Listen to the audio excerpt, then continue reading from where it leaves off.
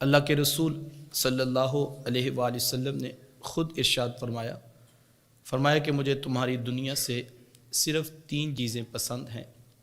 پہلی چیز خوشبو، دوسرا فرمایا کہ منکوحہ عورتیں، اور تیسرا فرمایا کہ وجعلت قرۃ عینی فی الصلاۃ، میری آنکھوں کی ٹھنڈک تو نماز میں رکھی گئی۔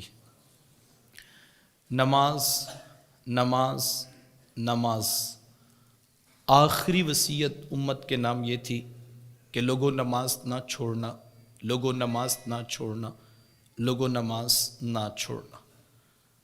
یہ کس قدر اہم بات ہے، اس کا آپ اندازہ اس سے لگا لیجئے کہ جب میرے حضور اس دنیا سے ظاہری طور پر پردہ فرما رہے تھے تو پورے دین کی پکچر میرے حضور کے بالکل سامنے تھی۔ 23 سال کے عرصے میں مسلسل جد و جہد کے ساتھ امت کو دین سکھایا۔ 13 سال مکہ المکرمہ میں اور 10 سال مدینہ المنورہ میں، پورا دین امت کو جو دیا وہ میرے حضور کے بالکل سامنے تھا۔ اب پورے دین میں سے ایک چیز کا انتخاب آخری لمحات میں کیا اور وہ نماز تھی، جبکہ زکوٰۃ، روزہ، حج، عدل و انصاف کی تعلیمات، مساوات کو قائم رکھنا، اخلاق اچھے رکھنا، کینہ، حسد، بغض جیسی ذمیمہ صفات سے بچنا، یہ سارے شرعی احکام تھے جو حضور نے امت کو دیے تھے۔ کسی اور کو بھی ساتھ میں شامل کر لیا جاتا، لیکن آخری وصیت پورے دین میں سے جو حضور نے ایک امت کے نام رکھی وہ یہ تھی کہ لوگوں نماز نہ چھوڑنا، لوگوں نماز نہ چھوڑنا، لوگوں نماز نہ چھوڑنا۔ جبکہ دوسری طرف دیکھیں، سینکڑوں آیات قرآن مجید کے اندر نماز کے موضوع پر موجود تھی، اور میرے حضور جانتے تھے کہ قیامت تک قرآن مجید کا لفظ محفوظ ہو چکا ہے۔ حضور کسی اور چیز کی نصیحت فرما دیتے، یہ تو قرآن مجید میں محفوظ ہو چکا تھا حکم، اور ایک بار نہیں سینکڑوں مرتبہ رب کے قرآن میں یہ موجود تھا۔ سینکڑوں احادیث نماز کے موضوع پر صحابہ کو زبانی یاد ہو چکی تھی، اور عملاً نماز کی تربیت اتنی ہو چکی ہے کہ صحابہ فرماتے ہیں مومن اور کافر میں فرق نماز سے کرتے تھے۔ اگر کوئی شخص ہماری مسجد میں آتا تو ہم سمجھ جاتے یہ اسلام قبول کر چکا ہے، اور اگر کوئی شخص نہ آتا تو کوئی بھی اسے جا کے یہ نہ پوچھتا کہ آپ مسجد میں دکھائی نہیں دیتے، بلکہ انڈرسٹوڈ تھا کہ جو نہیں آتا وہ ابھی اس نے اسلام ہی نہیں قبول کیا۔ کوئی جا کے کسی دکاندار سے، کسی مزدور سے یہ نہیں پوچھتا تھا کہ آپ مسجد میں کیوں نہیں آتے، کیونکہ سب کو پتا تھا کہ جو اسلام قبول کر لیتا ہے وہ مسجد میں آتا ہے، اور جو نہیں آتا اس سے پوچھنے کی ضرورت نہیں، اس نے بھی اسلام ہی قبول نہیں کیا۔ یار جب سینکڑوں آیات محفوظ ہو چکی، سینکڑوں فرامین اس عنوان پہ زبانی یاد ہو چکے، اور عملاً تربیت اتنی پختہ ہو گئی کہ مومن اور کافر میں فرق نماز سے ہو جاتا ہے، آخری لمحات پہ حضور علیہ السلام کسی اور چیز کی وصیت فرما دیتے۔ اپنی بیٹی سیدہ فاطمہ رضی اللہ تعالیٰ عنہا کے لیے کوئی حضور بات ارشاد فرما دیتے، حسنین کریمین رضی اللہ تعالیٰ عنہما کے ساتھ کوئی محبت برا انداز حضور اختیار کر لیتے، آخری لمحات تھے، لیکن حضور علیہ السلام نے پورے دین میں سے جس آخری چیز کا انتخاب کیا وہ نماز تھا۔ اور جو حضور علیہ السلام کے مخاطبین تھے، جو حضور علیہ السلام کے سامنے اس وقت لوگ موجود تھے، ان میں سے کوئی شخص بے نمازی نہیں ہے۔ پھر مجھے بتائیں حضور علیہ السلام نے کن کو کہا تھا کہ لوگوں نماز نہ چھوڑنا، لوگوں نماز نہ چھوڑنا، لوگوں نماز نہ چھوڑنا۔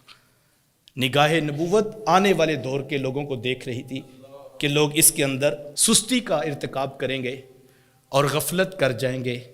آج 95% لوگ ہیں جو شاید عملاً نماز کا بائیکاٹ کر چکے۔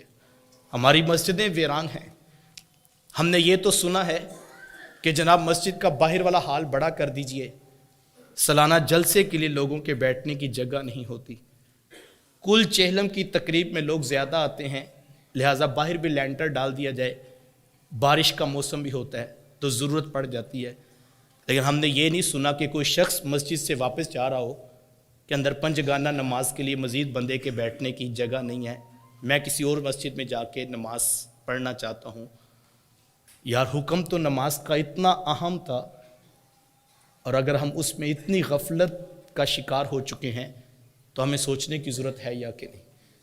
پورے دین پر ہی عمل کرنا چاہیے اور اسی کے بارے میں ہم سے پوچھا جائے گا. لیکن اگر کل یہ سوال پوچھ لیا گیا کہ جب میرے رسول اتنے بیمار تھے کہ حضور علیہ السلام سے چلا بھی نہیں جاتا تھا، اور مبارک پاؤں اتنی نقاہت تھی کہ اٹھ بھی نہیں سکتے تھے، میرے رسول تو اس وقت بھی 2 لوگوں کے کندھوں پر اپنے مبارک ہاتھ رکھ کے، اپنے بازو رکھ کر، حضرت عباس اور حضرت علی المرتضیٰ رضی اللہ تعالی عنہما، ان کے کندھوں پہ ہاتھ رکھ کے حضور مسجد کی طرف آ رہے تھے.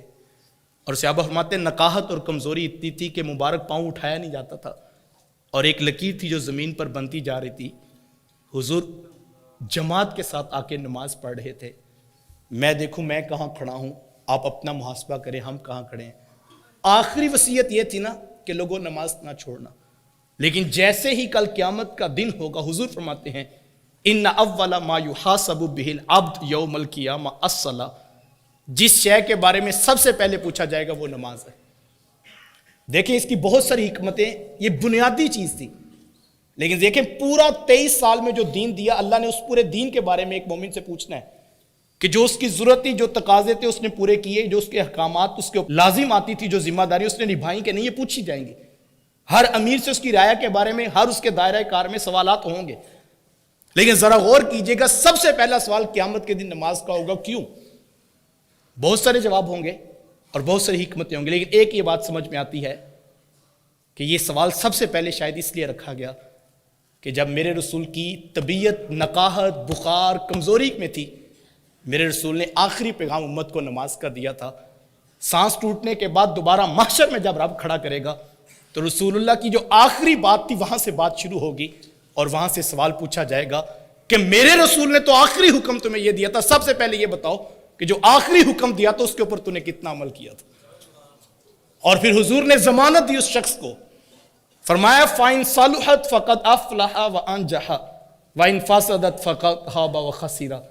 فرمایا جو نماز میں ٹھیک نکلا، جو اس میں کامیاب ہوا، وہ کامیاب ہو گیا. جس کی نماز ٹھیک نکل آئی اور جس کی نماز ٹھیک نہ نکلی، حضور فرماتے ہیں وہ ذلیل و رسوا کر دیا جائے گا. ایسی ہی اور بھی ویڈیوز دیکھنے کے لیے ہمارے یوٹیوب چینل کو ابھی سبسکرائب کریں اور ویڈیو کو لائک اور شیئر کریں.